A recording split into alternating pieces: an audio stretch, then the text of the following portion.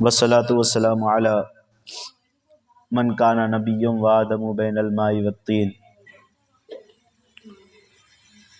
فقد قال الله تبارك وتعالى في القرآن المجيد والفرقان الحميد وما كان لمؤمن ولا مؤمنة إذا قضى الله ورسوله أمرا أن يكون لهم الخيرة من أمرهم الأخ صدق الله مولانا العظيم اللهم نور قلوبنا بالقرآن وزين أخلاقنا بالقرآن وادخلنا الجنة بالقرآن ونجنا من النار بالقرآن۔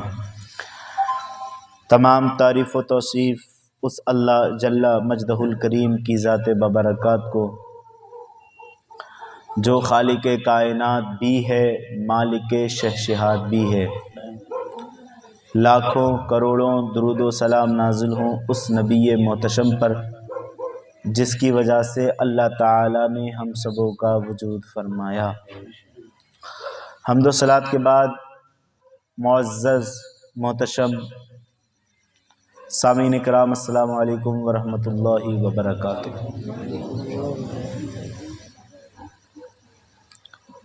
اقبال نے جب شکوے کی زبان بلند کی تو اتنی کر دی کہ ان کی طرف فتویٰ بھی متوجہ ہوا اور لوگ چیمی گوئیاں بھی کرنے لگے، لیکن جب جواب شکوہ لکھا تو سب کی عقلیں حیران ہو گئی اور سارے لوگ اش اش کرنے لگے کہ کیا لکھ دیا اقبال نے۔ زبان شکوے کی اس طرح بلند کی تھی: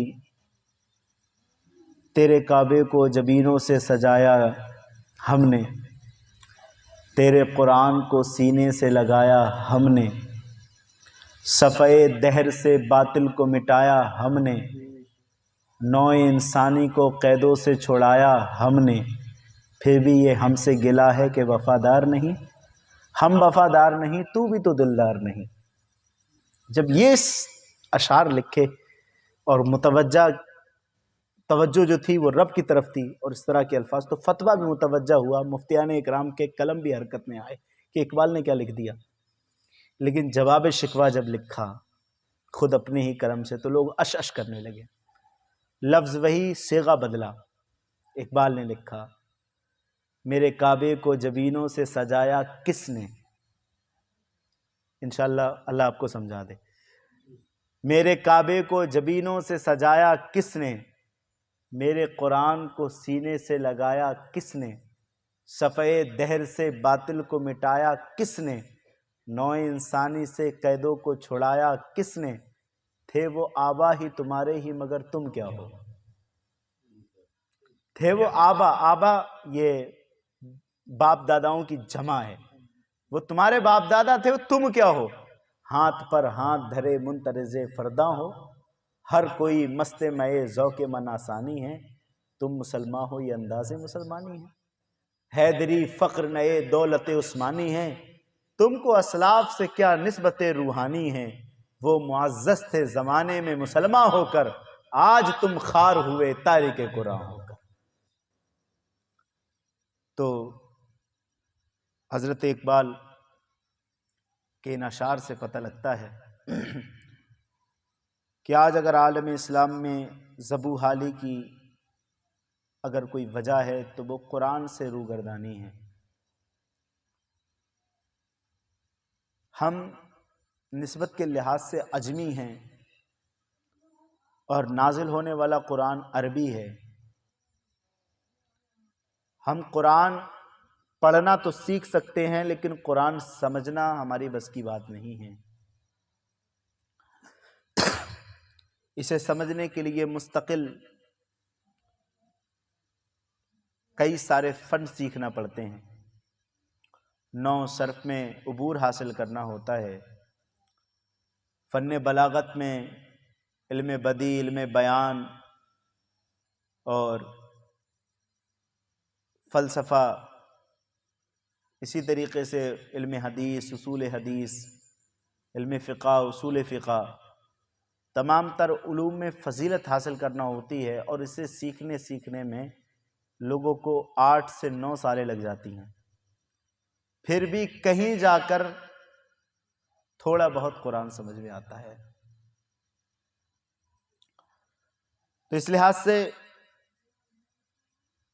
کس طریقے سے ہم قرآن پاک کے مفاہیم کو سمجھیں، قرآن ہمیں کیا بتا رہا ہے، کس طرح سمجھیں؟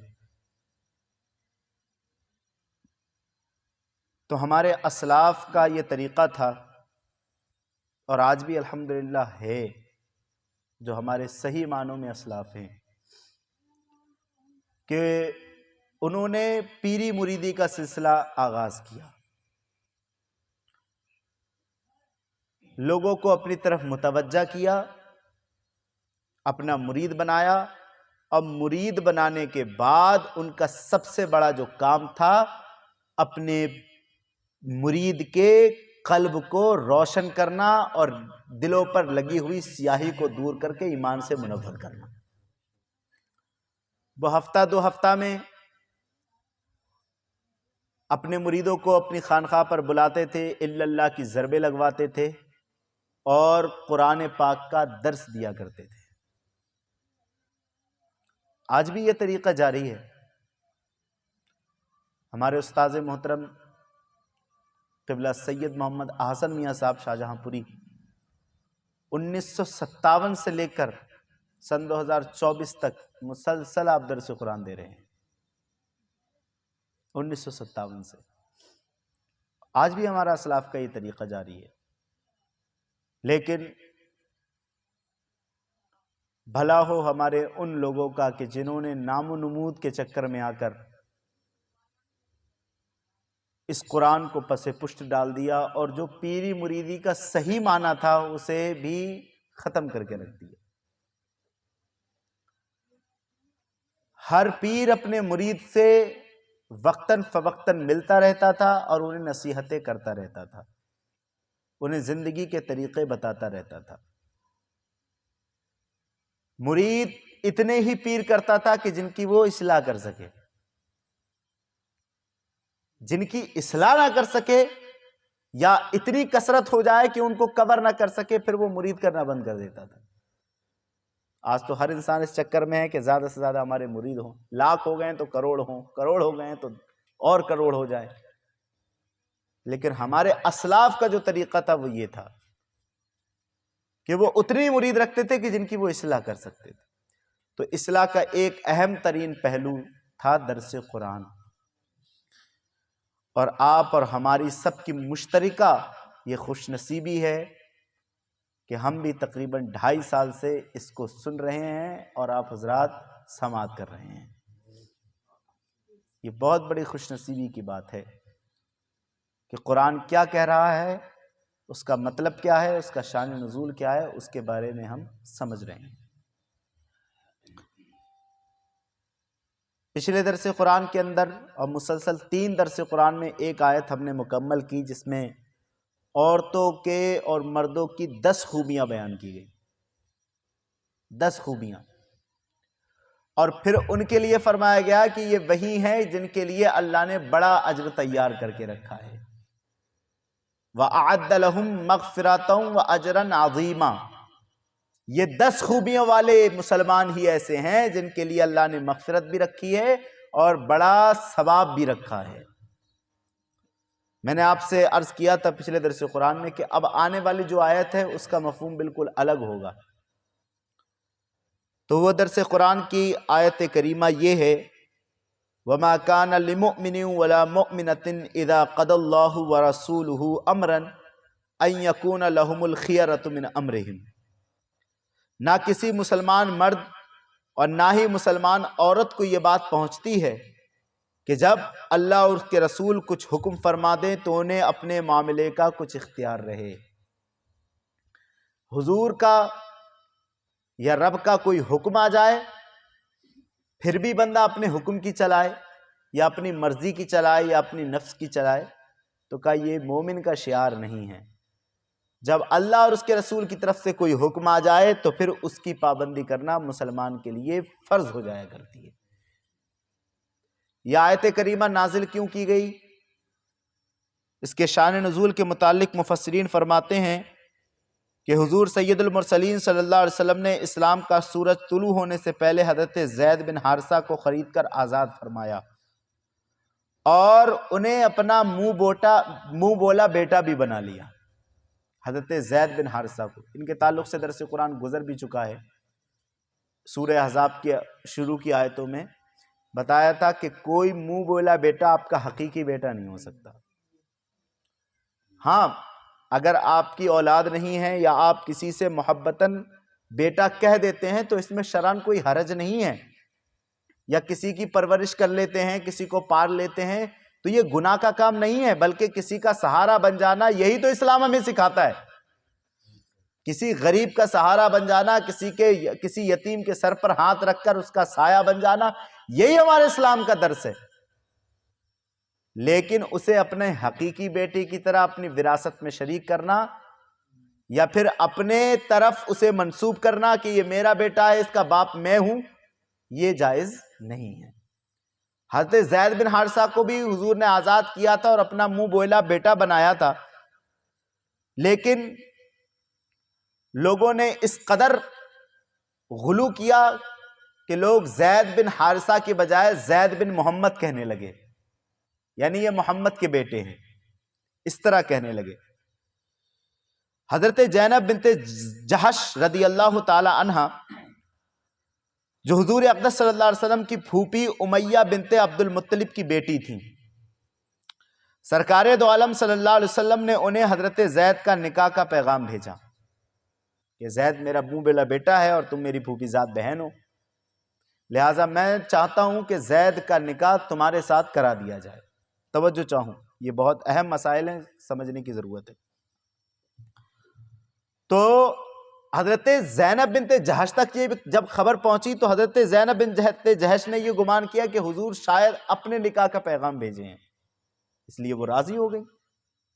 کون محبوب کائنات سے نکاح نہیں کرنا چاہے گا؟ کون امت کی ماں نہیں بننا چاہے گا؟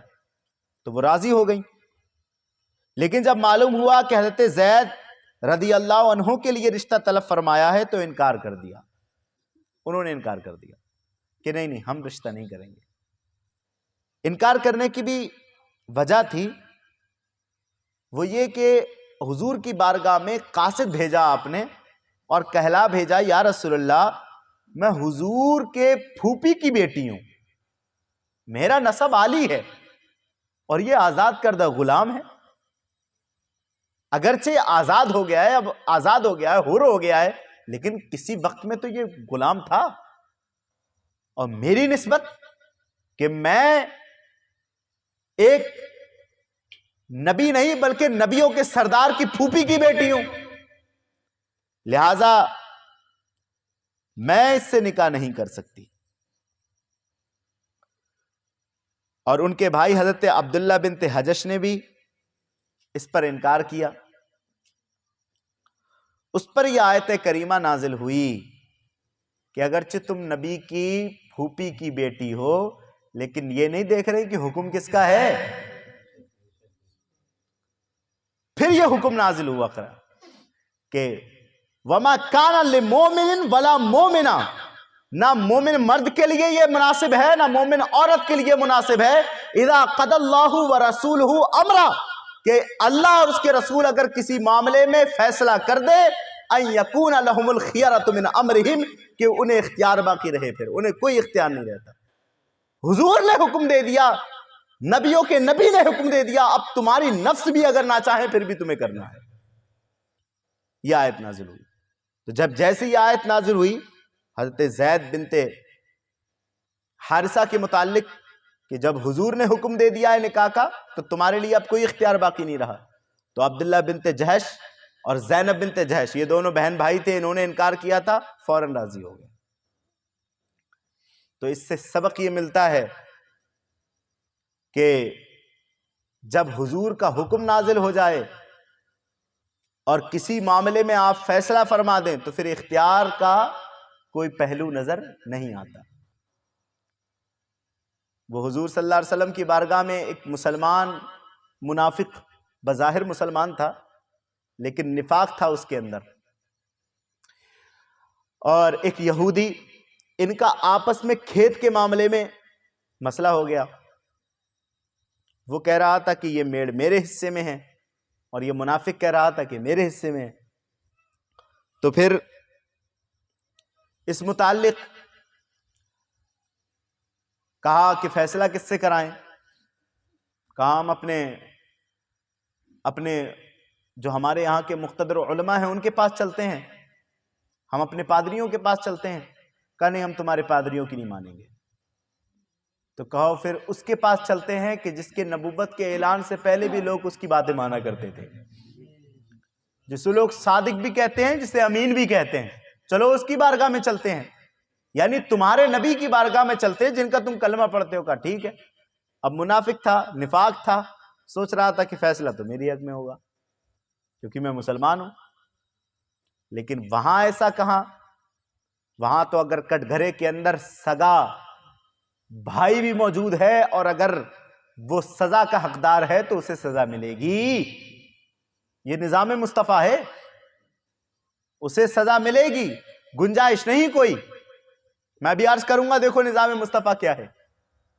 تو وہ گیا، فیصلہ حضور کی بارگاہ میں رکھا، حضور نے مقدمہ سماعت کیا، فیصلہ یہودی کے حق میں دے دیا کہ یہ یہودی حق پر ہے، یہ کھیت کا یہ حصہ یہودی کا ہے۔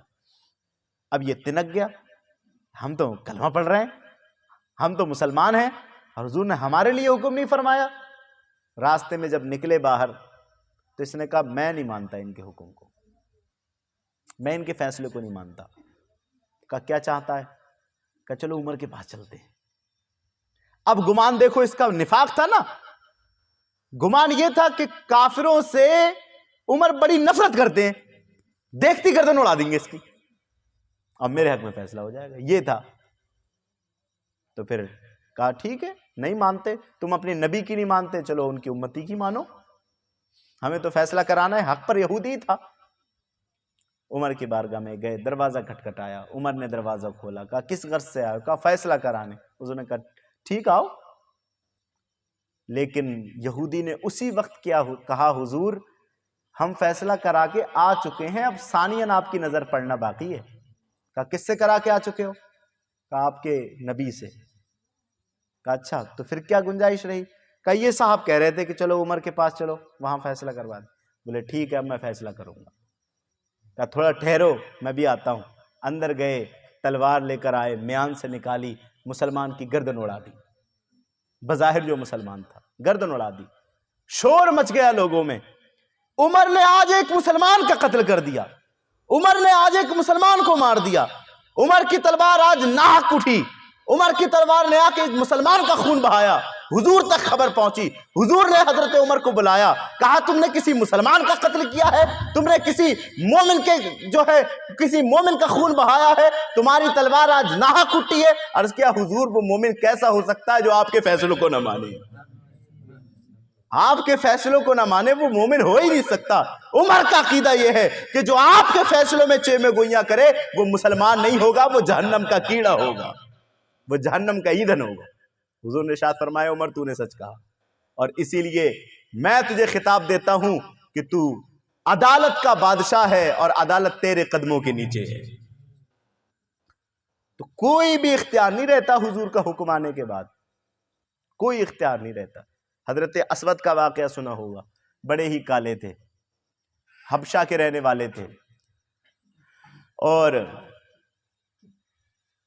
آپ کا چہرہ چتکبرا تھا، چتکبرا۔ آپ نے دیکھا ہوگا کہ بعض لوگوں کے چہرے پر داغ سے ہوتے، چہرے پر داغ بھی تھے، کالے بھی تھے، نہایت بدعنوان محسوس ہوتے تھے، لیکن حضور کے نوکر تھے۔ سبحان اللہ، ہزاروں حسین ان کے قدموں پر قربان، جو حضور کا نوکر ہو، جو حضور کا صحابی ہو۔ نہ جانے کتنے حسین ان کے قدموں کی دھول ہیں، پہنچ نہیں سکتے ان کے مرتبے، کیونکہ وہ حضور کے صحابی تھے۔ ایک مرتبہ حضور کو پیار آیا، ارشاد فرمایا اسود شادی نہیں کرنا؟ عبداللہ اسود نام تھا ان کا۔ کہا حضور مجھ سے کون شادی کرے گا، میں حبشہ کا کالا غلام، چتکبرا غلام، اور یہاں مدینے کی حسین و جمیل عورتیں، مجھ سے کون شادی کرے گا؟ کہا محمد چاہتا ہے کہ اس مدینے کی جو سب سے زیادہ خوبصورت لڑکی ہے اس سے تیرا نکاح کراؤں، جاؤ فلاں انصاری صحابی کی بیٹی ہے، اس کے پاس جا کر کہو کہ مجھے محمد صلی اللہ علیہ وسلم نے بھیجا ہے نکاح کے لیے۔ یہ پہنچے شرماتے ہوئے، دروازہ کھٹکھٹایا، باہر نکل کر باپ آیا، کہا حضور نے مجھے بھیجا ہے۔ کس غرض سے بھیجا ہے؟ کہا آپ کی بیٹی سے میرا نکاح ہونا قرار پایا ہے۔ حضور نے حکم ارشاد فرما دیا ہے۔ اب باپ تو باپ ہوتا ہے نا، کچھ کہا تو نہیں لیکن سکوت کیا، سوچنے لگا اس کی ماں کو کیا جواب دوں گا، اس کی سہیلیاں ہنسی بنائیں گی، محلے والے کیا کہیں گے، مدینے کی سب سے حسین عورت کو، سب سے حسین لڑکی کو تم نے ایک چتکبر غلام کے سپرد کر دیا۔ یہ سوچ ہی رہا تھا، اندر سے زنانی آواز آئی، ابا فیصلے میں دیر کیوں کرتے ہو؟ یہ مت دیکھو کہ آیا کون ہے، یہ دیکھو کہ بھیجا کس نے ہے۔ یہ نہ دیکھو کہ آیا کون ہے، یہ دیکھو کہ بھیجا کس نے ہے۔ فوراً ہاں کریے، کہیں ایسا نہ ہو کہ ہم پر کوئی عذاب اتر آئے، کیونکہ حضور نے حکم فرمایا ہے، اور جب حضور نے حکم فرمایا تو ہمیں کوئی اختیار نہیں بنتا کہ ہم اس میں اپنا فیصلہ داخل کریں۔ حضور کا حکم سب سے اعلیٰ ہے۔ نکاح قرار پا گیا، حضور کے پاس آئے، حضور نے کچھ سونا دیا، کہا جاؤ جہیز کا سامان لے کر آؤ۔ سبحان اللہ۔ آج ہمارے پاس کتنا مال ہے، کتنی زمین ہے، کتنی پراپرٹی ہے، کتنا بینک میں پیسہ بھرا ہوا ہے، لیکن پھر بھی ناشکری کی زبان کھلی ہے۔ پھر بھی اگر کوئی پوچھے کہ کیسی طبیعت ہے بھائی، جی رہے ہیں، چل رہی ہے، کٹ رہی ہے، اتنا دینے کے باوجود بھی تیرے زبان سے دو جملے شکر کے نہیں نکل سکتے؟ میرا رب ارشاد فرماتا ہے کہ اگر تم شکر کرو گے تو میں تمہاری نعمتوں کو اور زیادہ کر دوں گا۔ ان شکرتم لأزیدنکم، لأزیدنکم، یہ لام شروع میں تاکید کا ہے اور اس کے بعد میں نون تاکید داخل ہے۔ لأزیدنکم دو تاکیدوں کے ساتھ فرمایا گیا کہ ضرور ضرور تمہاری نعمتوں میں اضافہ کر دوں گا۔ شکر تو کرو، شکر کرو، اضافہ کر دوں گا۔ ارے تمہارے ہاتھ سلامت، پیر سلامت، زبان سلامت، آدھا سلامت، تم ناشکرے ہو گئے؟ پوچھو بنی اسرائیل کے اس شخص سے جس کے بارے میں حکم آیا تھا، جاؤ موسیٰ پہاڑ کی چوٹی پر میرا ایک بندہ موجود ہے، اسے پانی پلا کر آؤ۔ حضرت موسیٰ نے سوچا کہ بڑا ہی عظیم الشان بندہ ہوگا، بڑا ہی عبادتوں اور عابد و زاہد ہوگا، بڑا حسین و جمیل ہوگا کہ نبی کو حکم ہو رہا ہے پانی پلانے کا، نبی کو حکم ہو رہا ہے پانی پلانے کا۔ آپ نے پانی مشکیزے میں بھرا، اوپر چوٹی پہ چڑھے، دیکھا کہ ایک شخص بیٹھا ہوا ہے جس کے جسم سے پیپ بہ رہا ہے، پیپ بہ رہا ہے، اس کے جسم پر کیڑے رینگ رہے ہیں۔ اگر اس کے جسم سے کوئی کیڑا گرتا تو اسے اٹھا کر اپنے جسم پر رکھ لیتا۔ تکلیف میں ہے لیکن زبان ہل رہی ہے، توجہ چاہوں، زبان ہل رہی ہے۔ حضرت موسیٰ نے پانی پیش کیا، اس نے پیا، اور جب پانی پیش کیا تو کان بھی لگایا کہ کیا کہہ رہا ہے، توجہ چاہوں، کیا کہہ رہا ہے۔ کان جب قریب کیا دنگ رہ گئے، ایسی حالت میں بھی کہہ رہا تھا رب تیرا شکر ہے، مالک تیرا شکر ہے، الحمدللہ رب العالمین، تمام تعریفیں اس کے لیے ہیں جو تمام عالمین کا رب ہے۔ حضرت موسیٰ کی طبیعت تھوڑی سی جلالی تھی، آپ نے کہا یہ بتا کس بات کا شکر ہے؟ تیرے رب نے تجھ سے تیرے گھر والے چھین لیے، تیرے رب نے تیری زمین جائیداد پراپرٹی سب چھین لی، حتیٰ کہ تیرا جس جگہ تو رہتا تھا وہ بھی چھین لیا، تجھے لوگوں نے اٹھا کر پہاڑ کی چوٹی پر پھینک دیا، یہاں تجھے نہ کوئی کھلانے والا ہے، یہاں نہ تو کوئی پلانے والا ہے، یہاں ڈر ہے کہ کوئی جانور تجھے اٹھا کر لے نہ جائے، کوئی جانور تجھے کھا نہ جائے، تیرے جسم پر کیلے رینگ رہے ہیں، میل بہ رہا ہے تیرے جسم سے، بتا کس بات کا شکر ہے؟ کہا موسیٰ دیکھ نہیں رہی ہے زبان رب نے شکر کے لیے سلامت رکھی ہوئی ہے، یہ اس زبان کا شکر ہے۔ اگر یہ زبان نہ دیتا تو پھر میں شکر کس طرح کرتا؟ میرے اعضاء سلامت نہیں ہے، کوئی فکر نہیں، لیکن شکر کے لیے زبان سلامت ہے، اس کا شکر ادا کر رہا ہوں۔ ہمارے پاس سب کچھ ہے پھر بھی جی رہے ہیں، پھر بھی اس طرح کے ناشکرے الفاظ۔ ذرا سی پریشانی کیا جائے، ذرا سی پریشانی کیا جائے، ہم شکر کی بجائے شکوے کی زبان بلند کر دیتے ہیں۔ حضرت شیخ سعدی فرماتے ہیں انجیل شریف کے اندر کی عبارت گلستہ کے 8ویں باب کے اندر نقل فرمائیے کہ جب میں تجھے نعمت دیتا ہوں تو تو ناشکرہ ہو جاتا ہے، اور جب میں نعمت چھین لیتا ہوں تو اداس ہو جاتا ہے۔ ای سرا و ضرا، حالت ایس، جب خوشی میں اور غم میں تیری حالت ہے، تو یہ بتا پھر شکر کس حالت میں کرے گا؟ خوشی کی حالت میں ناشکرا ہو گیا، بھول گیا ہماری نعمتوں کو، اور غم کی حالت میں مایوس ہو کے بیٹھ گیا، کس حالت میں تو ہمارا شکر کرے گا؟ یہ انجیل شریف کی عبارت ہے۔ تو ہمیں تو شکر کرنا چاہیے، ہمیں تو شکر کرنا چاہیے۔ حضرت شیخ سعدی بات آ گئی تو عرض کر دوں، آپ ایک ایسے بزرگ تھے کہ آپ نے دنیا کے اکثر ممالک کا سفر کیا، کتابیں بھی پڑھی، لوگوں کو بھی پڑھا آپ نے۔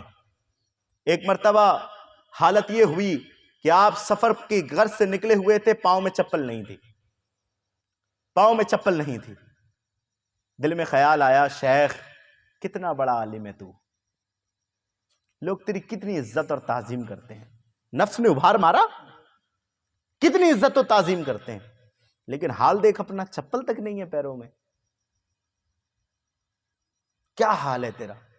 اتنے میں جامع مسجد آئی، جامع مسجد سوچا کہ نماز کا وقت ہو گیا، نماز پڑھ لوں۔ آپ نے جب جامع مسجد کی سیڑھیوں پر قدم رکھا تو دیکھا کچھ فقیر بیٹھے ہوئے ہیں، اور فقیروں کی حالت یہ ہے کہ ان کے قدم کٹے ہوئے ہیں، ان کے پیر نہیں۔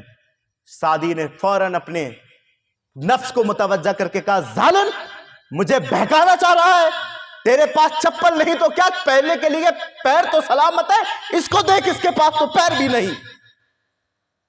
اسی لیے علماء فرماتے ہیں کہ اگر تم شکر کرنا چاہتے ہو تو نیچے والوں کو دیکھو، نیچے والوں کو دیکھو، نہیں تو تم اس زندگی کی ریس میں کتنے آگے نکل جاؤ گے پتہ نہیں لگے گا۔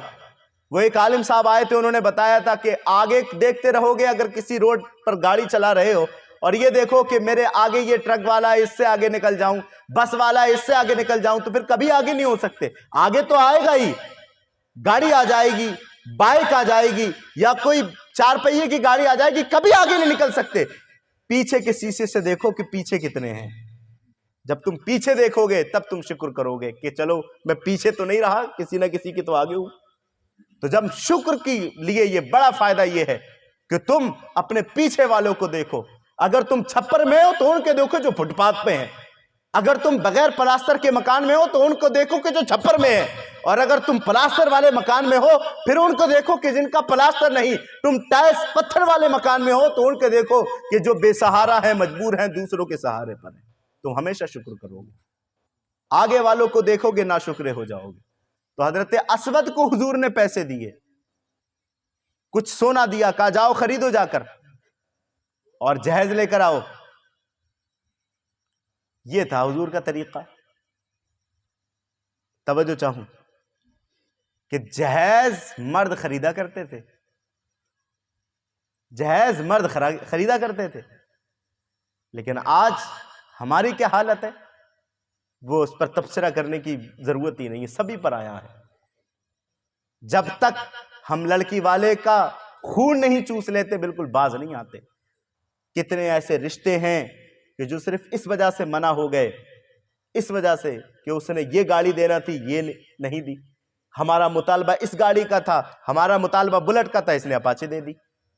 اس وجہ سے رشتے ختم ہو گئے۔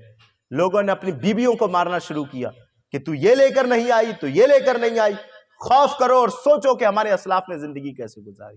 خود جہیز کا سامان لینے جب بازار پہنچے، آپ کی توجہ چاہتا ہوں، آپ جب بازار پہنچے، سامان خرید لیا اور جھولا بھر کر کاندھے پر رکھنے والے تھے، آواز آئی، لوگوں اللہ کی راہ میں جہاد کے لیے نکلو، اللہ کی راہ میں جہاد کے لیے نکلو، حضور کا حکم ہے جہاد کے لیے نکلو۔ عبداللہ اسود نے کہا، ارے میرے محبوب کا حکم آ گیا، اب میں شادی کروں گا؟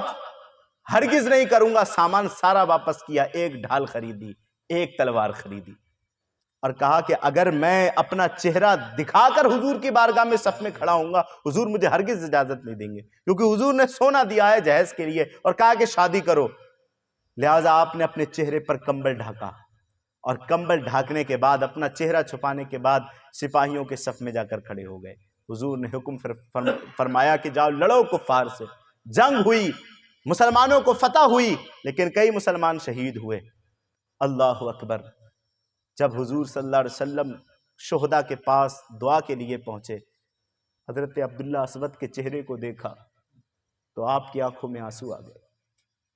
کہا صحابہ دیکھ رہے ہو، یہ میرا وہ جوان ہے کہ جس کی شادی میں نے مدینے کی سب سے خوبصورت عورت سے کی تھی، طے کی تھی، لیکن حسن، دنیاوی حسن کی محبت اس پر غالب نہیں آئی، محبوب کی محبت کی اس پر غالب آئی۔ آج ہم ان عورتوں کے چکر میں، ان دوشیزاؤں کے چکر میں ہم اپنے دین سے ہاتھ دھو رہے ہیں۔ ہماری اسلامی بہنیں دین سے ہاتھ دھو رہی ہیں، یہ ڈھلتی ہوئی جوانی کی وجہ سے، یہ 4 دن کے حسن کی وجہ سے۔ جنت آپ بیچ رہی ہیں، جہنم خرید رہی ہیں۔ سوچو، جب تک لوگوں نے حضور کی محبت کو پہلے نمبر پر رکھا تھا اور باقی تمام محبتوں کو بعد میں رکھا تھا، وہ سرفراز تھے، وہ تاج والے تھے۔ جب سے ہم نے حضور کی محبت کو ثانیاً کر دیا اور دنیا کی محبت کو اولن کر دیا، ہم ذلیل و خوار ہوتے نظر آ رہے ہیں۔ حضرت عبداللہ اسود کو حضور نے دیکھا، آنکھوں میں آنسو آ گئے، لیکن یکا یک آپ مسکرانے لگے۔ اب سنو گے تو انشاءاللہ ایمان تازہ ہوگا۔ مسکرانے لگے۔ صحابہ نے عرض کیا حضور ایک دم رو کر مسکرانے کی وجہ کیا؟ کہا رو تو اس لیے رہا تھا کہ دیکھو کتنا بڑا عاشق ہے میرا، مدینے کی سب سے خوبصورت عورت کو ٹھکرا کر میری محبت میں آیا ہے، اس لیے رو رہا تھا کہ اس کی شادی ہونا تھی لیکن میری محبت میں شہید ہو گیا۔ تو فرمایا کہ مسکرانے کی وجہ کیا ہے؟ کہ مسکرانے کی وجہ یہ ہے کہ جنت کی جو سردار حوریں ہیں وہ آپس میں جھگڑا کر رہی ہیں کہ اسود سے نکاح میں کروں گی، اسود سے نکاح میں کروں گی، وہ آپس میں جھگڑا کر رہی ہیں، میں اس لیے مسکرا رہا ہوں کہ دیکھو میرے غلاموں کا کتنا بڑا اعزاز ہے۔ تو کوئی بھی حکم کے اندر، حضور کے حکم کے اندر کسی بھی معاملے کی کوئی گنجائش نہیں، تمہاری اپنی خواہش کی کوئی گنجائش نہیں، جب حضور کا حکم نازل ہو جائے اور آ جائے۔ فرمایا اس آیت سے 3 باتیں معلوم ہوئیں۔ پہلی بات، آدمی پر رسول کریم صلی اللہ علیہ وسلم کی اطاعت ہر حکم میں واجب ہے، جو بھی آپ نے حکم فرمایا ہے آپ کی اطاعت کرنا، فرما برداری کرنا واجب ہے، پہلی بات یہ۔ دوسری، حضور پر نور صلی اللہ علیہ وسلم کا حکم اللہ تعالیٰ کا حکم ہے، اور نبی کریم صلی اللہ علیہ وسلم کے مقابلے میں کوئی اپنی نفس کا بھی اختیار نہیں رکھتا۔ اسی طریقے سے اعلیٰ حضرت نے فتاوی رضویہ شریف میں تشریح فرمائی ہے۔ تیسری بات یہ معلوم ہوئی کہ نبی اکرم صلی اللہ علیہ وسلم کے حکم اور آپ کے مشورے میں فرق ہے۔ حکم الگ ہوتا ہے، مشورہ الگ ہوتا ہے۔ حکم پر سب کو سر جھکانا پڑے گا اور مشورہ قبول کرنے یا نہ کرنے میں اختیار ہوگا۔ چاہو تو مشورہ قبول کر لو یا مشورہ رد کر دو، اور یہ ہونا بھی چاہیے بھائی۔ آج کی میٹنگوں میں کیا ہوتا ہے، لوگوں کو مشورے کے لیے بلایا جاتا ہے، ہر انسان اس طرح مشورہ دیتا ہے گویا کہ اپنا حکم سمجھتا ہے، اگر اس کے مشورے کو مسترد کر دیا جائے تو ناراض ہو کے بیٹھ جاتا ہے۔ ارے بھائی تجھ سے مشورہ لیا جا رہا ہے، تو حکم کے تحت کیوں بتا رہا ہے؟ بلایا تھا، ایک ہونے کے لیے لوگ الگ ہو کے بیٹھ جاتے، دلوں میں نفاق پیدا کر لیتے ہیں، دلوں میں دوریاں پیدا کر لیتے، لو ہماری نہیں مانی۔ بھائی تو مشورہ دینے گیا ہے، مشورہ ہوتا یہی ہے کہ اگر اچھا لگے تو مان لو، نہیں لگے تو مسترد کر دو، لیکن اگر اس کے مشورے کو نہ مانا جائے تو پھر انسان روٹ کر بیٹھ جاتا ہے، لو ہماری بات نہیں رکھی۔ اس آیت کریمہ سے معلوم ہوتا ہے کہ حکم میں اور مشورے میں فرق ہوتا ہے۔ حکم اگر کوئی بڑا دے تو اسے بجا لانا ضروری ہوتا ہے، لیکن اگر کوئی بڑا مشورہ دے تو اسے بجانا ضروری نہیں ہوتا ہے۔ چاہو تو اختیار کرو، چاہو تو چھوڑ دو۔ یہ 3 باتیں معلوم ہوئی، اور اس آیت کریمہ سے حضور صلی اللہ علیہ وسلم کا اختیار بھی معلوم ہوا، اختیار مصطفیٰ معلوم ہوا کہ حضور صلی اللہ علیہ وسلم کو اللہ تعالیٰ کی طرف سے شرعی احکام میں خود مختاری دی گئی ہے۔ آپ جسے جو چاہیں حکم دے سکتے ہیں، جس کے لیے جو چیز چاہیں جائز یا ناجائز کر سکتے ہیں، جسے جس حکم سے چاہیں الگ فرما سکتے ہیں، اور کثیر حدیث میں اس کا ذکر موجود ہے۔ میں چند آپ کے سامنے ذکر کرتا ہوں۔ پہلی کہ حضور صلی اللہ علیہ وسلم جسے جو چاہیں عطا کر سکتے ہیں، ابھی مرشد کا کلام پڑھا تھا میں نے، نبی مختار کل ہیں جس کو جو چاہیں عطا کر دیں۔ اب سنو دیکھو کیا کیا عطا کرتے ہیں حضور۔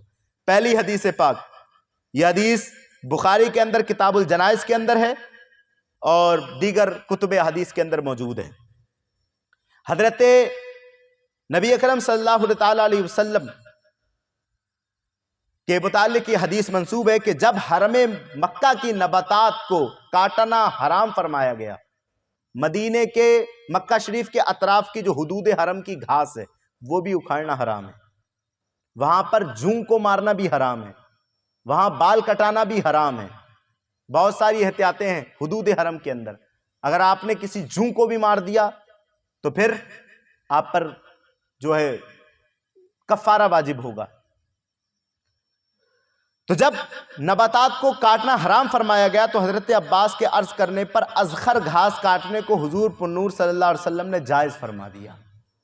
حالانکہ حکم آ چکا تھا کہ تمام گھاسیں کاٹنا حرام ہے، لیکن ازخر جو گھاس تھی وہ قبروں پر ڈالنے اور مٹی میں جو ہے استعمال کرنے کے کام آتی تھی، اس لیے حضور نے اسے جائز فرما دیا۔ اور جب حضور نے جائز فرما دیا تو یہ اللہ کا حکم ہو گیا۔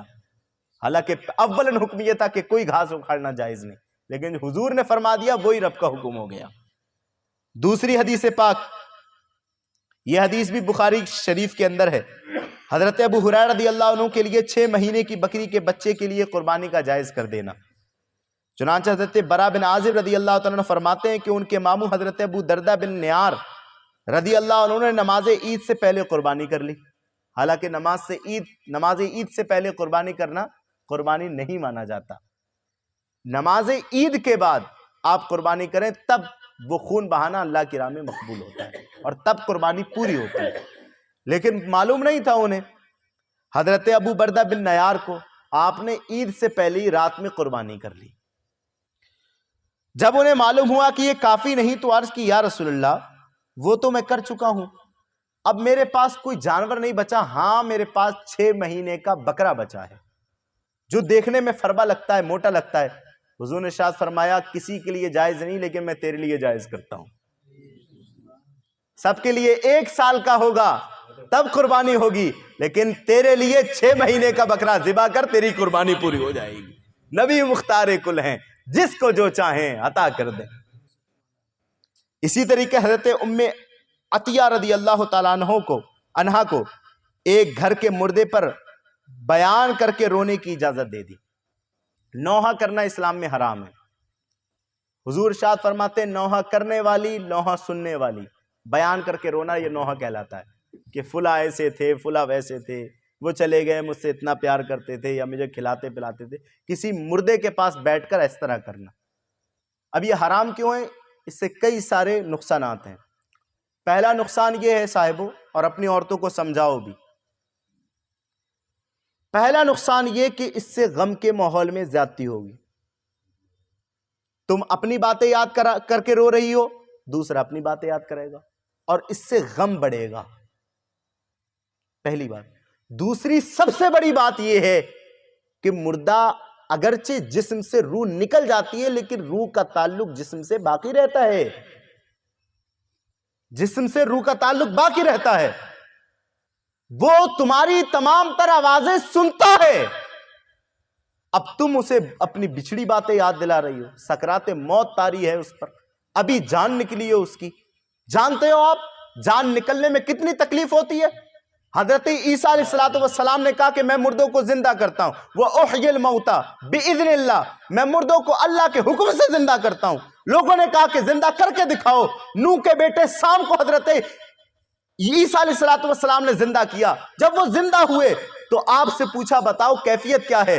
نوح کے بیٹے سام یہ بتاؤ کہ تم جب انتقال کیے تھے تو زبانی کی حالت میں انتقال کیے تھے، تمہاری داڑھی سفید نہیں تھی بلکہ کالی تھی، تمہارے سر کے بال سفید نہیں تھے بلکہ کالے تھے، یہ بتاؤ قبر کے اندر تمہاری داڑھی کے بال سفید کیسے ہو گئے، تمہارے سر کے بال سفید کیسے ہو گئے، یہ تو بتاؤ یہ سفید ہونے کی وجہ کیا ہوئی؟ کہا عیسیٰ جس وقت مجھ پر موت طاری ہوئی تھی اس وقت مجھے اتنی تکلیف ہوئی تھی کہ وہ تکلیف میرے بالوں کو سفید کر گئی۔ اتنی تکلیف ہوتی ہے۔ نوح کے بیٹے تھے، نوح کے بیٹے، جیسے ابو البشر بھی کہا جاتا تھا نوح کو، ابو البشر، ان کے بیٹے۔ تو ہم جیسوں کی بڑی تکلیف ہوتی ہے، ہر کسی کو اس تکلیف سے گزرنا ہے، ہر کسی کو۔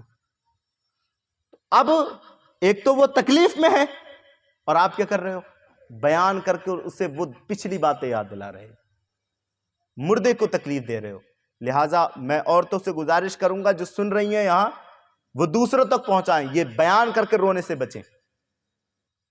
روک نہیں ملتا ہے لوگوں کو، سمجھاتے سمجھاتے پریشان ہو جاؤ، مت بولو ویسی رو لو، فطرت ہے بھائی، ایک اپنا جا رہا ہے تو رونا تو آئے گا ہی۔ حضرت ابراہیم علیہ السلام، حضرت ابراہیم رضی اللہ تعالیٰ عنہ کا جب انتقال ہوا، حضور کے بیٹے، آپ کی آنکھوں میں آنسو آ گئے۔ صحابہ نے عرض کیا حضور یہ کیا ہے؟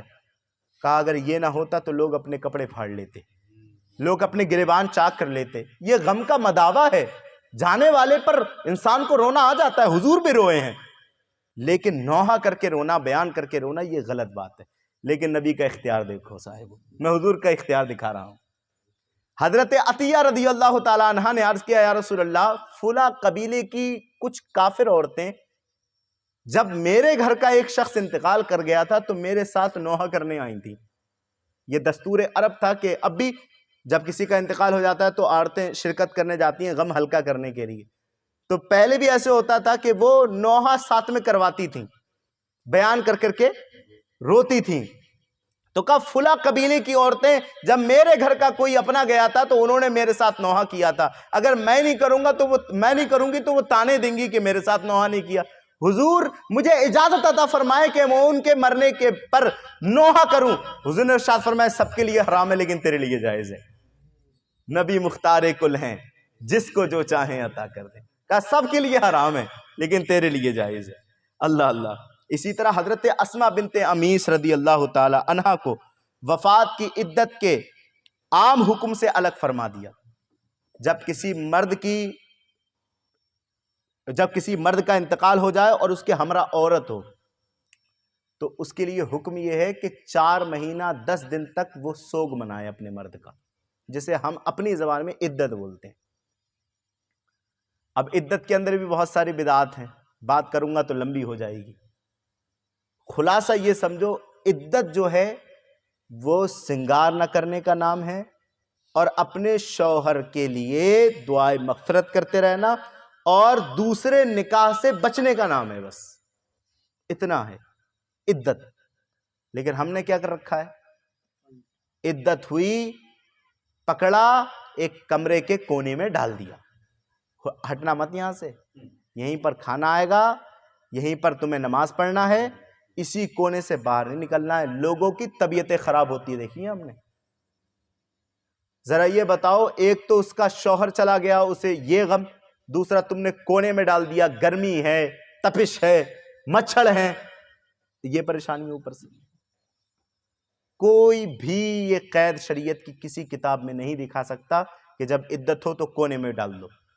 گھر کے کسی بھی حصے میں عورت گھوم سکتی ہے، گھر کے کام کاج کر سکتی ہے، بلکہ علماء فرماتے ہیں کرواؤ کام، دل بٹے گا اس کا۔ ایک جگہ بٹھا لے رکھو گے تو پھر بار بار رہ کے اسے اپنے شوہر کی یاد آئے گی، اس سے باتیں کرو، اس سے کام کرواؤ تاکہ شوہر کی یاد سے بچ جائے، غم نہ ہو اسے۔ اور بھی بہت ساری چیزیں اس کے اندر ہیں، انشاءاللہ بات آئے گی تو اس کے متعلق میں بتاؤں گا۔ عورت کی عدت میں یہ عرض کر رہا تھا کہ 4 مہینہ 10 دن ہے، لیکن حضرت اسماء بنت امیس فرماتی ہیں کہ جب حضرت جعفر شہید ہو گئے، حضرت جعفر حضور کے چچا زاد بھائی، تو سید المرسلین صلی اللہ علیہ وسلم نے مجھے حکم دیا تم 3 دن تک سنگار سے بچی رہو، پھر جو چاہو کرو۔ یعنی تمہاری عدت 3 دن ہے، عام عورتوں کی عدت ہے 4 مہینہ 10 دن، لیکن میرے حکم سے میرا اختیار ظاہر کرنے کے لیے تمہاری عدت 3 دن ہے۔ نبی مختار کل ہے جس کو جو چاہیں عطا کر دے۔ ایک شخص کے لیے قرآن مجید کی سورت سکھا دینا مہر مقرر قرار دے دیا۔ مہر سمن بن سکتا ہے، سمن پیسہ بن سکتا ہے، مہر وہ چیز جو بیچی جا سکتی ہے وہ بن سکتا ہے۔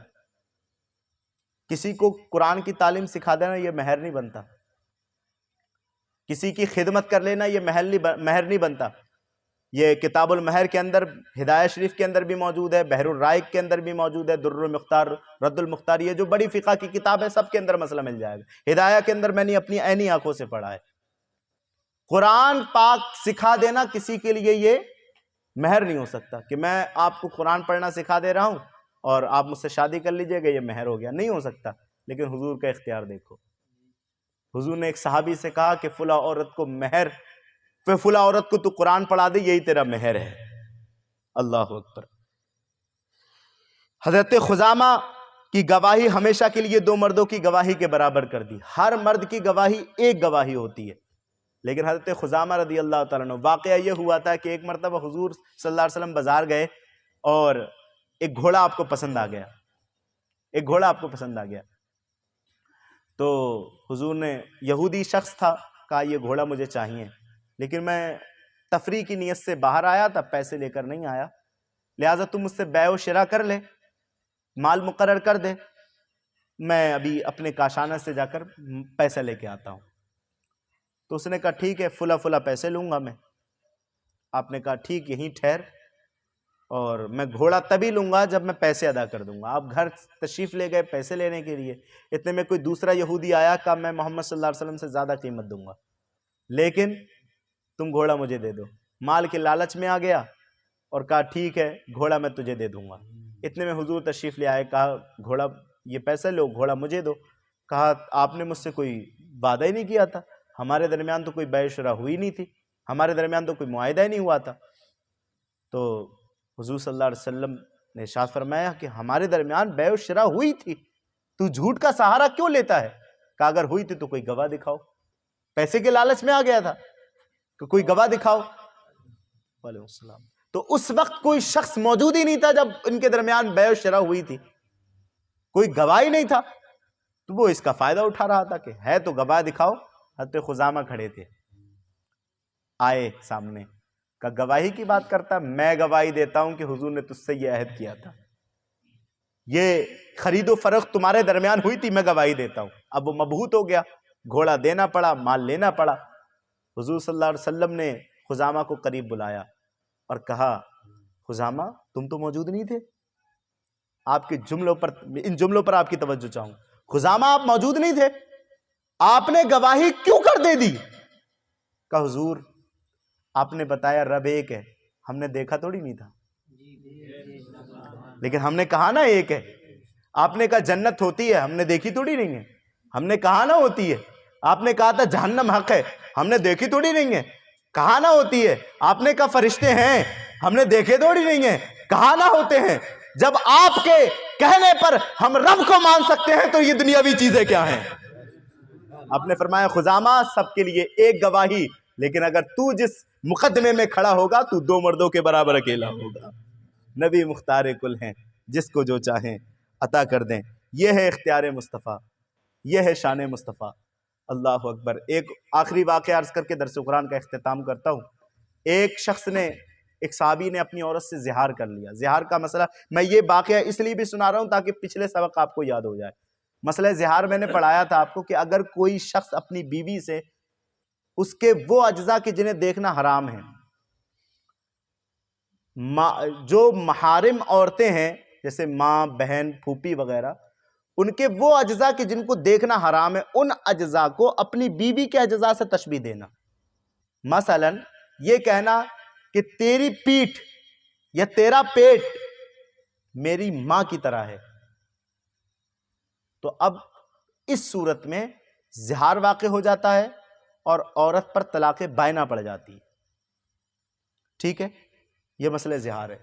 تو ایک شخص نے اپنی بیوی سے زہار کر لیا، لیکن بعد میں افسوس ہوا کہ میں نے کیا کر دیا۔ حضور کی بارگاہ میں آئے، عرض کیا رسول اللہ صلی اللہ علیہ وسلم میں نے اپنی بیوی سے زہار کر لیا ہے، حکم ارشاد فرمائے۔ آپ نے کہا جب زہار کر لیا ہے تو کفارہ ادا کرو، 60 روزے رکھو۔ کہا حضور ابھی ہماری نئی نئی شادی ہوئی ہے، میں اس کے قابل نہیں کہ 60 روزے رکھ سکوں، میں جدائی برداشت نہیں کر سکوں گا۔ اب اختیار مصطفیٰ دیکھو، اختیار مصطفیٰ کہا یہ نہیں کر سکتے تو پھر جاؤ 60 مسکینوں کو کھانا کھلا دو۔ کہا حضور میں اتنا غریب ہوں کہ 60 تو کیا ایک کو نہیں کھلا سکتا، میرے گھر میں فاقے رہتے ہیں۔ تو پھر حضور نے ارشاد فرمایا جاؤ 3 کھجوریں ہی صدقہ کر دو۔ کہا حضور کسے کروں، مدینے میں مجھ سے زیادہ کوئی غریب ہی نہیں۔ کہا خود کھا لو تمہارا زیار پورا ہو جائے گا۔ نبی مختار کل ہیں جس کو جو چاہیں عطا کر دیں، جہاں بانی عطا کر دیں، بھری جنت ہبا کر دیں۔ نبی مختار کل ہیں جس کو جو چاہیں۔ فضا میں اڑنے والو، اے پرندوں جو فضا میں اڑ رہے ہو، یوں نہ اتراؤ، ندا کر دیں، وہ جب چاہیں جسے چاہیں اسے فرما روا کر دیں۔ تم اڑنے پر اترا رہے ہو، میرے نبی جسے چاہیں اسے بلند کر سکتے ہیں، اسے اڑا سکتے ہیں، جیسے چاہیں تخت شاہی عطا کر سکتے ہیں، جیسے چاہیں تخت سے اتار کر اسے غریب و فقیر کر سکتے ہیں، جو چاہیں کر سکتے ہیں۔ نبی مختار کل ہیں جس کو جو چاہیں عطا کر دیں۔ اللہ رب العزت کی بارگاہ میں دعا ہے کہ مالک اس